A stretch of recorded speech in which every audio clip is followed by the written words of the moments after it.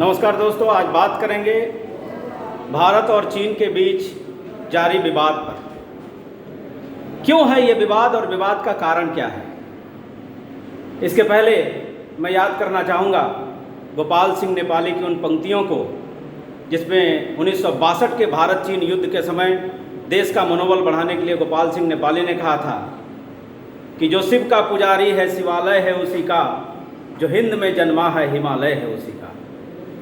Asia महादेश के हिमालय के दोनों तरफ बसे दो बड़े बड़े राष्ट्र भारत और चीन हमेशा से एक दूसरे के प्रति वैश्विक राजनीति में विरोधी रहे हैं। हालांकि व्यापार दोनों का चलता रहा है, लेकिन सीमा पर विवाद भी प्रारंभ से ही दोनों देशों के बीच रहे।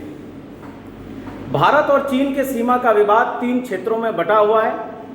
हम लोग यह भी जानते हैं कि भारत और चीन के बीच जो लाइन है, जो अंतर्राष्ट्रीय सीमा है, उसका नाम है मैकमोहन रेखा। सन 1914 ईस्वी में मैकमोहन एक अंग्रेज अधिकारी थे जिन्होंने भारत और चीन के बीच, हालांकि उस समय चीन नहीं था, उस समय तिब्बत था, जो तिब्बत दो बड़े राष्ट्रों के बीच एक बफर राष्ट्र के रूप में था। तो इसकी सीमा का निर्धारण मैकमोहन जी ने किया था और इसी के लिए भारत और चीन की जो अंतर्राष्ट्रीय सीमा है उसको मैकमोहन रेखा के नाम से हम लोग जानते हैं। भारत और चीन के बीच का जो सीमा का विवाद है वह 3 सेक्टरों में बचा हुआ है। एक पश्चिमी सेक्टर है जो जम्मू और कश्मीर में, जो कि अभी वर्तमान समय में लद्दाख एक यूनियन टेरिटरी है, उससे सटता है। दूसरा जो मध्य का सेक्टर है वो हिमाचल प्रदेश और उत्तराखंड की सीमा से सटता है, और तीसरा जो पूर्वी सेक्टर है वो सिक्किम और अरुणाचल प्रदेश की सीमा से सटता है। आज मैंने नक्शा बनाया है केवल जम्मू और कश्मीर का। जो संयुक्त जम्मू और कश्मीर है उस जम्मू एवं कश्मीर का नक्शा हमने बनाया है और ये समझने के प्रयास करेंगे कि आखिर वर्तमान समय में क्या है ये विवाद, क्यों ये विवाद हो रहा है और संघर्ष की मूल जगह क्या है और उसके कारणों की समीक्षा हम लोग करेंगे। भारत और चीन के बीच यह जो बफर स्टेट था जिसकी चर्चा हम लोगों ने किया कि यह तिब्बत के रूप में बफर स्टेट था। जब 1949 ईस्वी में चीन में माओवादी क्रांति हुई और चीन में कम्युनिस्ट शासन आया, तो पहला देश भारत था जो गैर कम्युनिस्ट शासन वाला राज्य था। उसने चीन को मान्यता दिया और चीन को यूनाइटेड नेशन में एक अस्थायी सदस्य दिलाने में बहुत बड़ी भूमिका का निर्वाह किया चीन। लेकिन हम लोग जानते हैं कि चीन प्रारंभ से ही विश्व के अंतर्राष्ट्रीय राजनीति में, विश्व की राजनीति में वह दगाबाज राष्ट्र के रूप में जाना जाता है। एक धोखाधड़ी करने वाला देश के रूप में चीन की पहचान है और भारत के साथ भी वह सदैव ऐसा ही करता रहा है।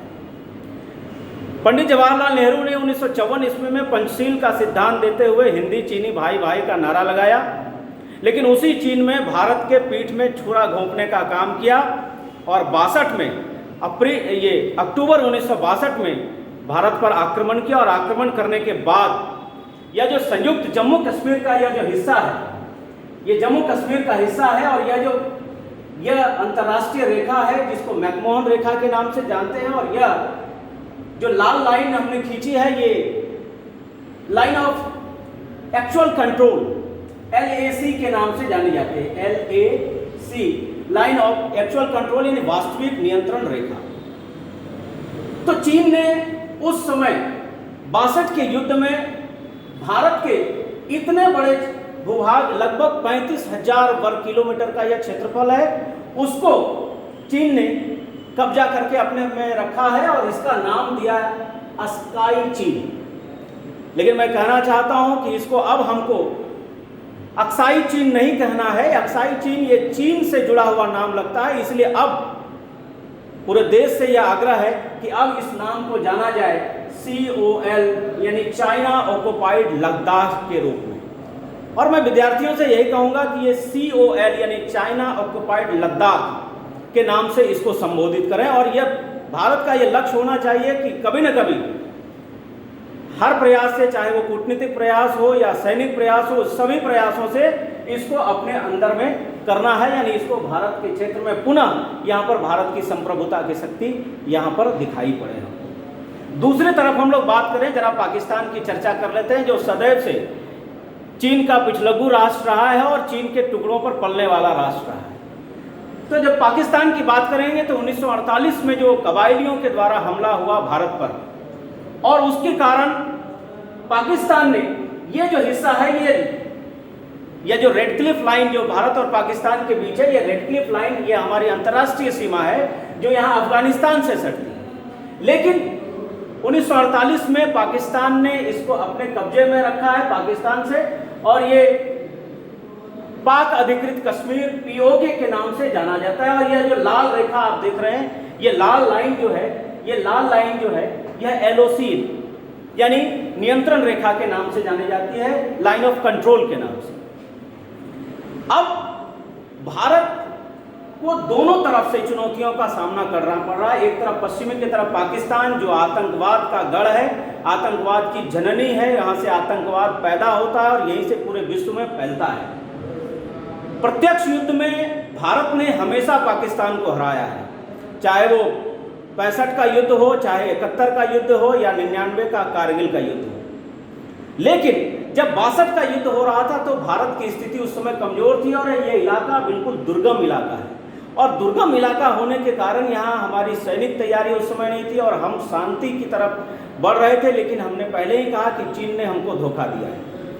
तो ये जो एक तरफ पाकिस्तान है और एक तरफ चीन है, यहाँ पर ये जो इलाका है ये सियाचिन का इलाका है। आप लोग जानते हैं कि 1984 ईस्वी में भारतीय सेना ने एक ऑपरेशन चलाया था, ऑपरेशन मेघदूत, और इस पर जो सियाचिन जो विश्व की सबसे दुर्गम और सबसे कठिन, यहाँ -55 डिग्री टेम्परेचर पर भारत की सेना रहती है और सीमाओं की रक्षा करती है। ये विश्व का सबसे दुर्गम और सबसे कठिन लड़ाई का मैदान है जो भारत के नियंत्रण में है। और यहीं पर है काराकोरम पास।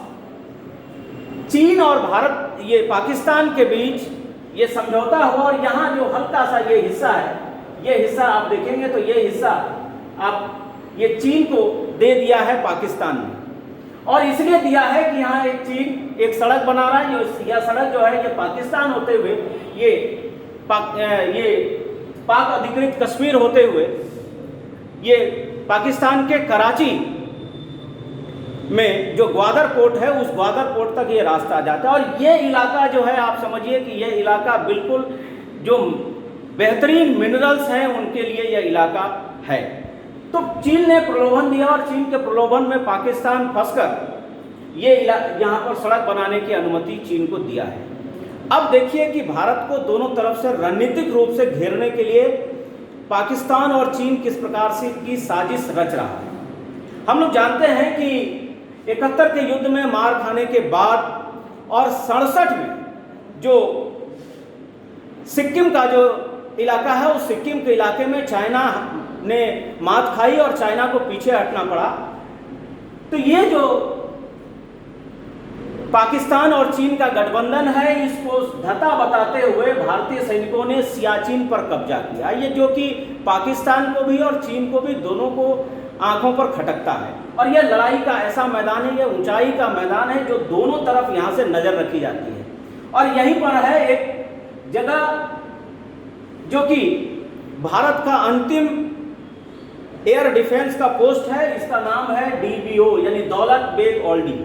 पहले यहाँ छोटे विमान उतरते थे, लेकिन भारत ने अब जो ग्लोब मास्टर विमान है और जो बड़े हरक्यूलस विमान है वहाँ पर उतार कर अपनी वायुसेना क्षमता को परिचित कराया है। और इससे यह जो घटना है यह चीन को और पाकिस्तान दोनों को खटक रही है। 1984 के बाद क्या हुआ कि 1984 के बाद हम लोग देखते हैं कि अब प्रत्यक्ष युद्ध में जब पाकिस्तान भारत से नहीं जीत पाया तो अब उसने क्या किया कि अब यह छद्म युद्ध किया। और छद्म युद्ध किस रूप में किया कि उसने आतंकवादियों को भेजना शुरू किया।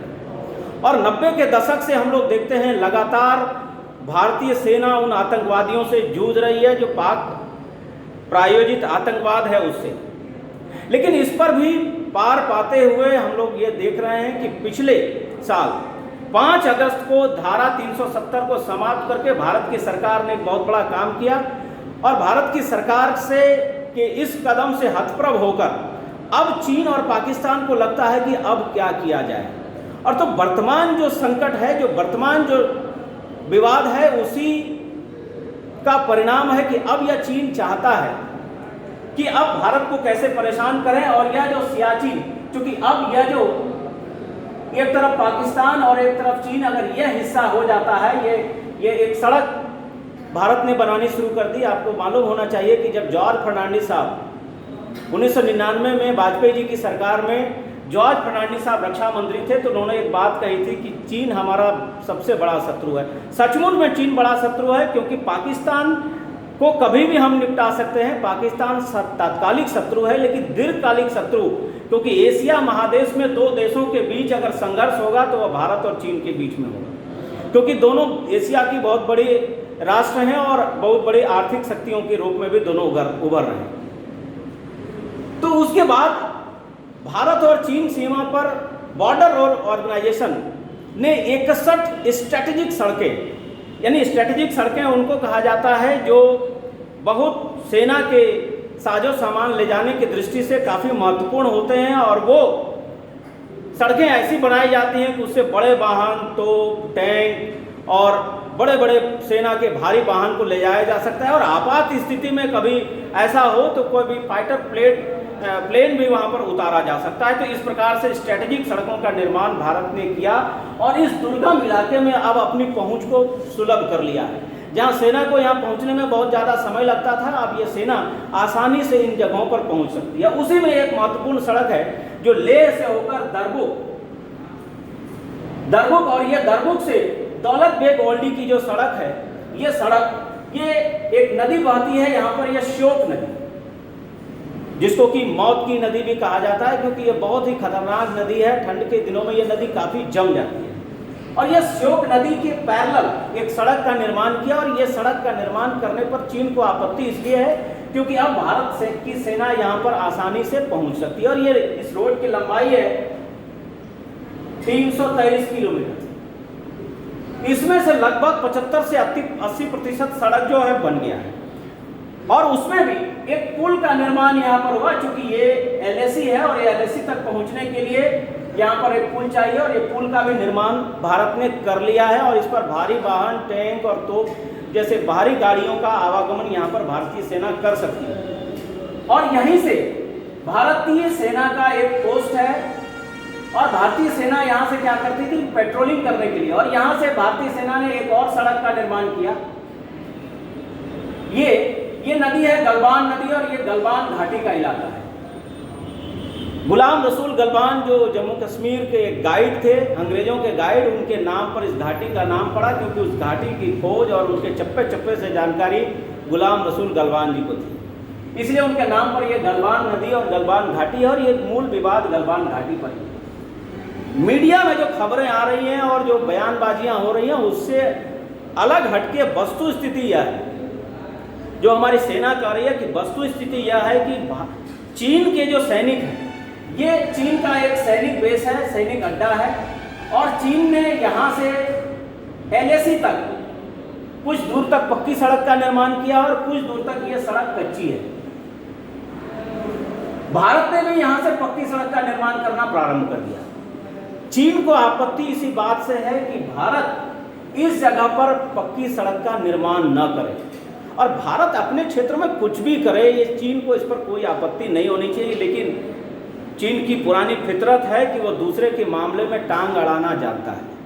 लेकिन यह भी जो स्थिति है, यहाँ पर यह विवाद हुआ, ये एक जगह है, इसको कहते हैं PP14, पेट्रोलिंग पॉइंट 14। यहाँ पर सेना का पेट्रोलिंग होता है, और सेना का पेट्रोलिंग में 1993 में, 1996 में और 2008 में यह समझौता हुआ कि यह जो पेट्रोलिंग पार्टी दोनों देशों की जाएगी, ये दोनों पेट्रोलिंग पार्टियों के पास हथियार तो होंगे, लेकिन हथियारों का प्रयोग नहीं होगा। अभी जो 15 जून की घटना हुई, जो हमारे भारत के 20 जवान जो शहीद हुए, और उन्होंने लड़ते लड़ते लगभग 45 से अधिक चीनी सैनिकों को मौत के घाट उतारा, तो इस घटना को लेकर अभी तनाव बना हुआ है।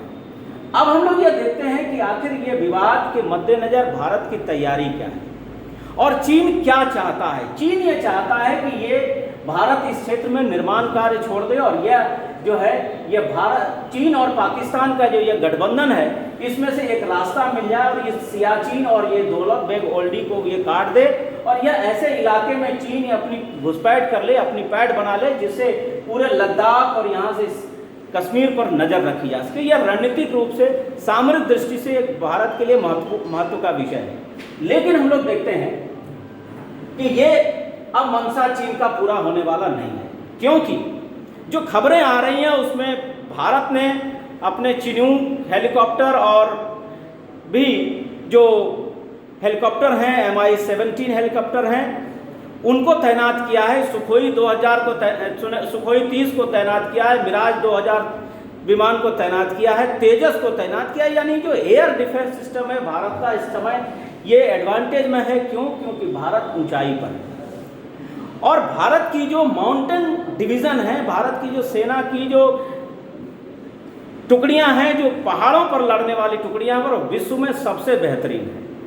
चीन कभी भी भारत के माउंटेन डिवीजन से नहीं सकता, यानी ग्राउंड पर भी हमसे चीन नहीं सकेगा और हवाई हमलों की स्थिति में भी चीन को हम हमेशा मात देने की स्थिति में। अंतर्राष्ट्रीय राजनीति में चीन ये चाहता है कि भारत को किसी प्रकार से उलझा कर रखा जाए, लेकिन ये चीन को समझना होगा कि यह भारत 1962 का भारत नहीं है, ये 2020 का भारत है और भारत की सेना अब उतनी ही सक्षम है और मैं समझता हूं कि भारत के सरकार की भी इच्छा शक्ति उतनी ही प्रबल है कि अब 1 इंच भी जमीन चीन को गलत तरीके से लेने नहीं दिया जाएगा। और यहाँ तक अब यह भारतीय सेना का प्रयास होना चाहिए, क्योंकि धारा 370 लागू करके हमने कश्मीर को एक सुरक्षित जोन में रखा है और कश्मीर जो है अब तैयारी है हमारे पीओके को लेने की, और पीओके के साथ साथ हमको अब या जो COL, फिर से इसका नाम मैं बता देता हूं कि चाइना ऑक्यूपाइड लद्दाख, ये COL को भी हमको प्राप्त करना है।